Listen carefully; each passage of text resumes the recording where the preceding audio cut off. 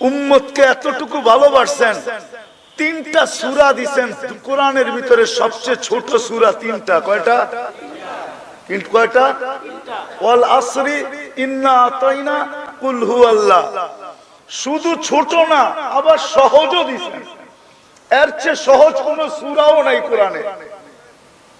উম্মতকে ভালোবাসা আজ পর্যন্ত একজনও বলতে পারবে না যে আমি কোন আলেমের কাছে যায়া তিনটা সূরা পড়া তারপরে আমি সত্যায়িত করে নিছি যে আমার এই তিনটা সূরা সহিহ। একজনও হবে না। রাগ হয়ে গেলেন? অথচ তিনটা সূরা একবারে ছোট, একবারে সহজ। আবার একটা তো শুধু ছোট না, সহজও না, এক কাটটি বইরা দিছে ওর ভিতরে। একবার পড়বে 10 পারা, দুইবার পড়বে, তিনবার পড়বে 30 পারা। আল্লাহ কতটুকু এই উম্মতকে ভালোবাসেন। আল্লাহ বলে তুই আমার বন্ধুর উম্মত, তোর আমলনামায় কোরআন খতমের থোয়াব থাকবে না। এটা হয়তো হয় কি করে? আমি যদি বলি আল্লাহ পড়তে তো পারি না, খতমের সওয়াব আসবে কোত্থেকে?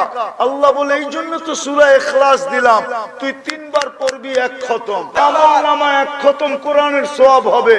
আজ পর্যন্ত এখানে একজন পাওয়া যাবে কিনা যে এই নিয়তে ডেলি সূরা ইখলাস 3 বার পড়ে যে আমার আমলনামায় ডেলি এক খতম কোরআনের সওয়াব ডেলি লেখা হোক, 365 দিনে 365 খতম লেখা হোক। এই জন্যই তো হাদিসে পাওয়া যায় সূরা ইখলাস যেদিন নাযিল হয়েছেন তো সাহাবী স্লোগান দিতেছিল বাহিরে যায়, মসজিদে নববীর বাহিরে যায় স্লোগান দিতেছিল নেমার রব রব্বুনা, জয় আমাদের রবের জয়। তো সবাই জিজ্ঞাসা করছে তোর কি হলো, স্লোগান দিতেছিস কেন? নেমার রব রব্বুনা, জয় আমাদের রবের জয়। তুই একটু আগে শুনে আসোস না, ইয়াখুদ কলিল ওয়া ইউতিল জাজিল। ছোট একটা সূরা, পড়তে লাগে না 1 মিনিট। ছোট একটা সূরা, সহজ, পড়তে লাগে না 10-20 সেকেন্ড, কিন্তু এক কাটটি সওয়াব ভরা দিছে।